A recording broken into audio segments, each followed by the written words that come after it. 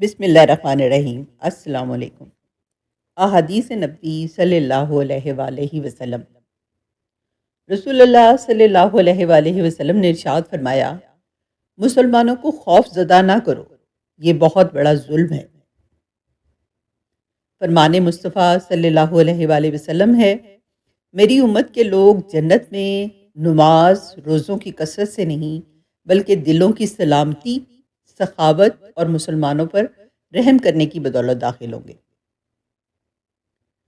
رسول اللہ صلی اللہ علیہ وآلہ وسلم نے فرمایا، تم سب اپنے حق میں صرف خیر کی دعا کرو، کیونکہ جو کچھ تم کہتے ہو فرشتے اس پر آمین کہتے ہیں۔ حضرت محمد مصطفیٰ صلی اللہ علیہ وآلہ وسلم نے فرمایا، ایک شخص کسی مومن کو غمگین کرنے کے بعد اسے تمام دنیا بھی عطا کر دے تب بھی یہ اس کا کفارہ نہیں ہو سکتا اور نہ اسے کوئی اجر ملے گا۔ رسول اللہ صلی اللہ علیہ وآلہ وسلم سے پوچھا گیا، سب سے افضل انسان کون ہے؟ آپ صلی اللہ علیہ وآلہ وسلم نے فرمایا، ہر وہ شخص جو دل کا صاف اور زبان کا سچا ہو۔ رسول اللہ صلی اللہ علیہ وآلہ وسلم نے ارشاد فرمایا، رشتوں کے تہ کرنے میں دینداری کو مقدم رکھو۔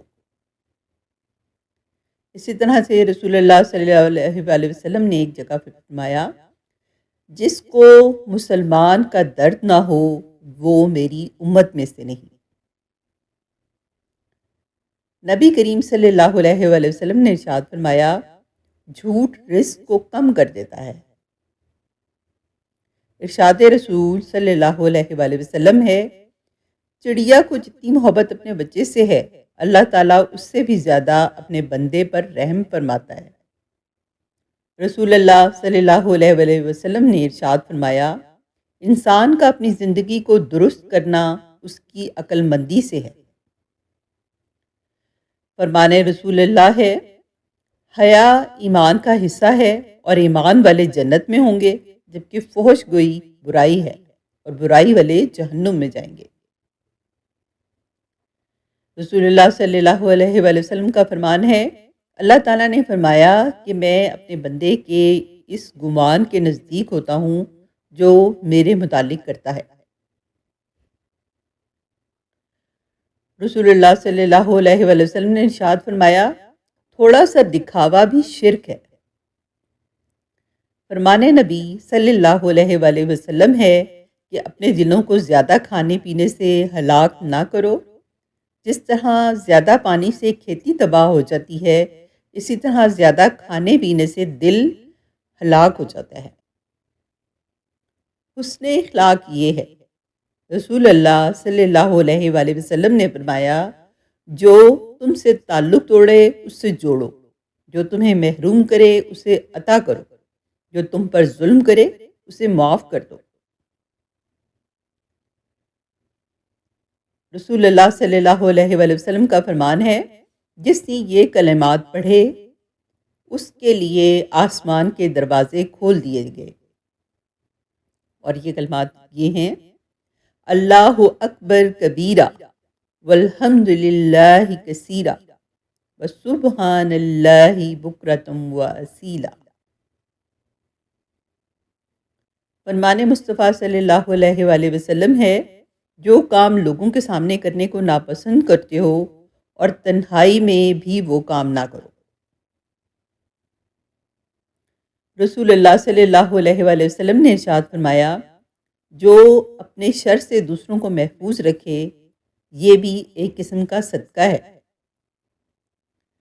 اسی طرح سے ایک اور فرمان ہے رسول کریم صلی اللہ علیہ وآلہ وسلم کا، ہر ایک تسبیح سبحان اللہ کہنا صدقہ ہے، ہر ایک تمہید یعنی الحمدللہ کہنا صدقہ ہے، ہر ایک تحلیل یعنی لا الہ الا اللہ کہنا صدقہ ہے، ہر ایک تکبیر اللہ اکبر کہنا بھی صدقہ ہے، نیکی کی تلقین کرنا صدقہ ہے اور برائی سے روکنا بھی صدقہ ہے۔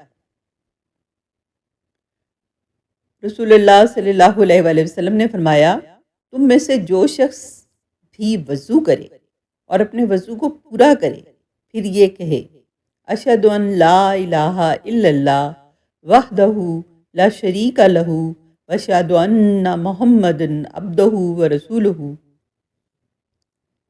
تو اس کے لیے جنت کے 8 دروازے کھول دیے جاتے ہیں، جس سے چاہے وہ داخل ہو جائے۔ رسول اللہ صلی اللہ علیہ وآلہ وسلم نے فرمایا ہے 100 مرتبہ لا الہ الا اللہ پڑھ لیا کرو، یہ عمل زمین و آسمان کے درمیانی خلا کو ثواب سے بھر دیتا ہے۔ سبحان اللہ۔ نامحرم کو چھونا۔ نبی کریم صلی اللہ علیہ وآلہ وسلم نے ارشاد فرمایا تم میں سے کسی شخص کے لیے بہتر ہے کہ اس کے سر میں لوہے کی کیل ٹھونک دی جائے بجائے اس کے کہ وہ کسی نامحرم کو چھوئے۔ طلاق۔ فرمان مصطفیٰ صلی اللہ علیہ وآلہ وسلم ہے جو عورت بلا ضرورت شرعی شوہر سے طلاق مانگے اس پر جنت کی خوشبو حرام ہے۔ فرمان مصطفیٰ صلی اللہ علیہ وآلہ وسلم ہے جب کوئی عورت اپنے شوہر سے کہے کہ میں نے کبھی تم سے کوئی بھلائی نہیں دیکھی تو اس کا عمل برباد ہو گیا۔ شوہر پر اللہ کب غضبناک ہوتا ہے؟ حضرت محمد مصطفیٰ صلی اللہ علیہ وآلہ وسلم نے فرمایا جس وقت مرد عورت پر غضبناک ہوتا ہے اس وقت خدا بھی اس پر غضبناک ہوتا ہے۔ رسول اللہ صلی اللہ علیہ وآلہ وسلم نے فرمایا جب کچھ لوگ اللہ کے کسی گھر میں اکٹھے ہو کر اللہ کی کتاب کی تلاوت کرتے ہیں اور آپس میں پڑھتے پڑھاتے ہیں تو ان پر سکینت نازل ہوتی ہے، رحمت انہیں ڈھانپ لیتی ہے۔ فرمان رسول اللہ صلی اللہ علیہ وآلہ وسلم ہے اللہ نے تم پر ماں کی نافرمانی حرام قرار دی ہے اور والدین کے حقوق نہ دینا اور ناحق ان سے مطالبات کرنا بھی حرام قرار دیا ہے۔ رسول اللہ صلی اللہ علیہ وآلہ وسلم نے ارشاد فرمایا دنیا مومن کی قید ہے اور کافر کی جنت۔ رسول اللہ صلی اللہ علیہ وآلہ وسلم نے فرمایا جس نے ٹھنڈے وقت کی 2 نمازیں وقت پر پڑھی یعنی فجر اور عصر تو وہ جنت میں داخل ہوگا۔ فرمان رسول اکرم صلی اللہ علیہ وآلہ وسلم ہے دعا کے سوا کوئی چیز تقدیر کو نہیں ڈالتی ہے اور نیکی کے سوا کوئی چیز عمر میں اضافہ نہیں کرتی ہے۔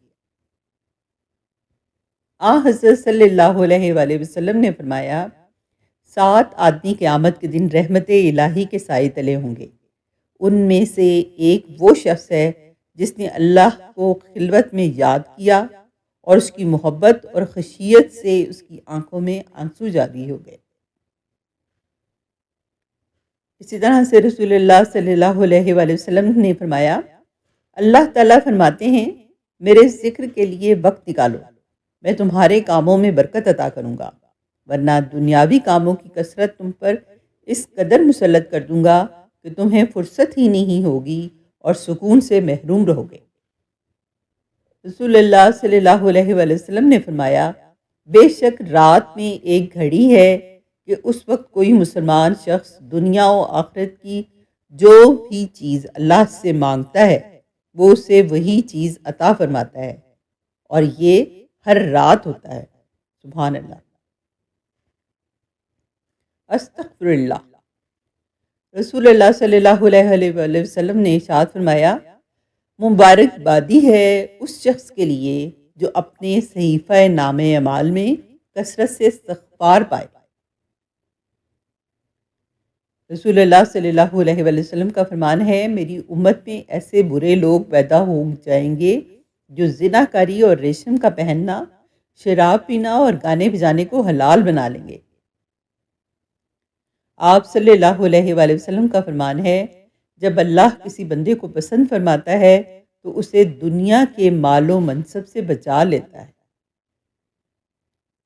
رسول اللہ صلی اللہ علیہ وآلہ وسلم نے فرمایا جس شخص کے جسم سے روح اس حال میں نکلی وہ 3 چیزوں سے بری تھا تو وہ جنت میں داخل ہوگا۔ وہ 3 چیزیں کیا ہیں؟ تکبر، قرض اور خیانت۔ رسول اللہ صلی اللہ علیہ وآلہ وسلم کا ارشاد ہے، ابو بکر صدیق میری امت میں سب سے زیادہ رحم کرنے والے، عمر خطاب رضی اللہ تعالیٰ عنہ اللہ کے دین میں سختی کرنے والے، عثمان غنی رضی اللہ تعالیٰ عنہ سب سے زیادہ سچی حیا والے، اور حضرت علی زیادہ بہتر فیصلے کرنے والے ہیں۔ رسول اللہ صلی اللہ علیہ وآلہ وسلم نے فرمایا، نظر کا لگنا حق ہے۔ اگر کوئی چیز تقدیر پر سبقت لے جانے والی ہوتی ہے تو وہ نظر ہوتی ہے۔ رسول اللہ صلی اللہ علیہ وآلہ وسلم نے فرمایا، جب نماز کے لیے پکارا جاتا ہے تو آسمان کے دروازے کھول دیے جاتے ہیں اور دعا قبول کی جاتی ہے۔